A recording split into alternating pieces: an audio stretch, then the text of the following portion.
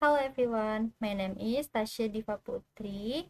We will discuss a topic titled krisis keuangan dan dampaknya terhadap perekonomian. Apa itu krisis keuangan? Krisis keuangan adalah situasi ketika sistem keuangan suatu negara terguncang hebat sehingga mempengaruhi stabilitas ekonomi. Krisis ini biasanya ditandai oleh gejolak nilai tukar, kegagalan sektor perbankan, dan anjloknya harga aset. Topik ini sangat penting dibahas karena krisis keuangan tidak hanya berdampak pada ekonomi nasional, tetapi juga dapat memicu efek domino ke perekonomian global. Jenis-jenis krisis 1. Jenis krisis keuangan yang pertama adalah krisis perbankan, yaitu ketika banyak bank gagal membayar kewajibannya. Hal ini sangat berbahaya karena menurunkan kepercayaan masyarakat terhadap sistem keuangan. Jenis kedua adalah krisis mata uang, yaitu ketika nilai tukar domestik merosot drastis, biasanya dipicu oleh serangan spekulatif atau cadangan devisa yang berkurang. Krisis perbankan terjadi ketika bank gagal memenuhi kewajibannya terhadap nasabah, menyebabkan hilangnya kepercayaan masyarakat terhadap sistem keuangan. Contoh, krisis perbankan Asia 1997 sampai 1998. Krisis mata uang atau currency crisis. Nilai mata uang domestik anjlok tajam sering dipicu serangan spekulatif atau cadangan devisa yang menipis. Contohnya krisis peso Meksiko 1998. Sedikit rangkuman krisis ekonomi tahun 1997 sampai 1998. Oke, krisis ini dimulai dari Thailand. Ketika baht jatuh, investor mulai menarik modal dari negara berkembang. Indonesia juga ikut terimbas karena ekonomi sangat bergantung pada utang luar negeri dan modal asing. Berawal dari krisis finansial Asia pada Juli 1997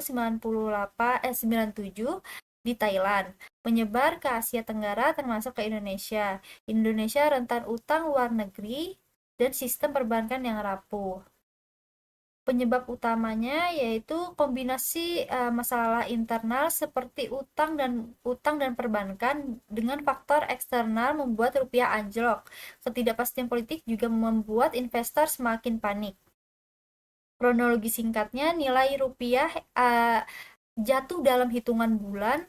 Pemerintah mencoba mencari bantuan IMF, tapi situasi politik memanas dan puncaknya terjadi kerusuhan pada Mei 1998. Pada Agustus 1997, rupiah melemah dari 2.400 rupiah menjadi 4.000 US. Dan awal 1997, rupiah tembus menjadi 15.000 US. Selanjutnya, dampak sosial dan politik.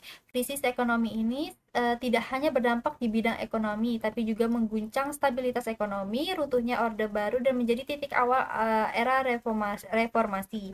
Dampak sosial dan politiknya itu ada harga kebutuhan pokok melonjak, kerusuhan Mei 1998, dan pergantian rezim dari Orde Baru ke reformasi. Tuntutannya ada demokratisasi dan pemberantasan KKN. Upaya penanganan pertama itu program penyehatan perbankan atau yang disingkat BPPN. Yang kedua, bantuan IMF dan paket reformasi ekonomi. Yang ketiga, pengetatan moneter dan restrukturisasi utang. Yang keempat, reformasi politik dan desentralisasi. Pemerintah mengambil langkah-langkah darurat termasuk bekerja sama dengan IMF dan melakukan reformasi di berbagai sektor.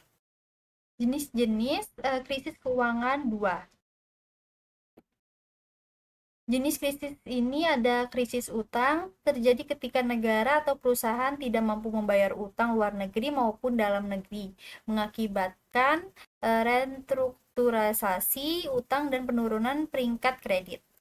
Contohnya, krisis Yunani tahun 2010. Yang kedua, krisis pasar modal, penurunan tajam harga saham, obligasi, dan instrumen keuangan lainnya, menyebabkan kepanikan investor dan kerugian besar.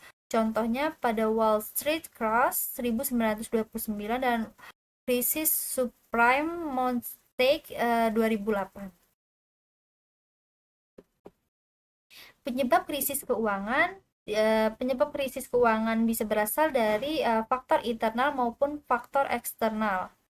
Dari sisi internal, masalah seperti manajemen perbankan yang buruk, inflasi tinggi, dan ketergantungan pada utang luar negeri dan defisit anggaran negara sering menjadi pemicu.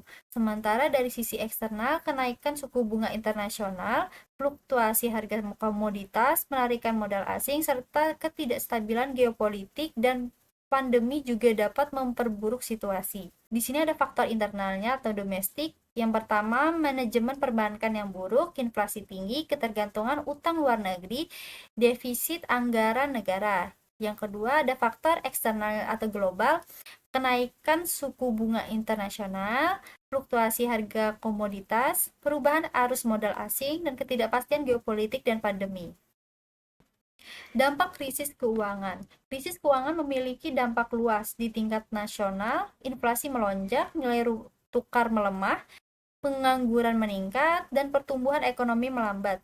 Sedangkan di tingkat global, krisis bisa memicu efek domino, mengurangi perdagangan internasional, dan menurunkan kepercayaan investor sehingga modal asing banyak yang keluar.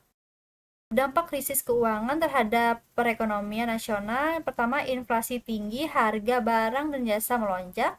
Yang kedua, nilai tukar melemah, impor mahal, daya saing ekspor terganggu. Yang ketiga, pengangguran meningkat, banyak perusahaan gulung tikar. Yang keempat, pertumbuhan ekonomi melambat, maka investasi menurun.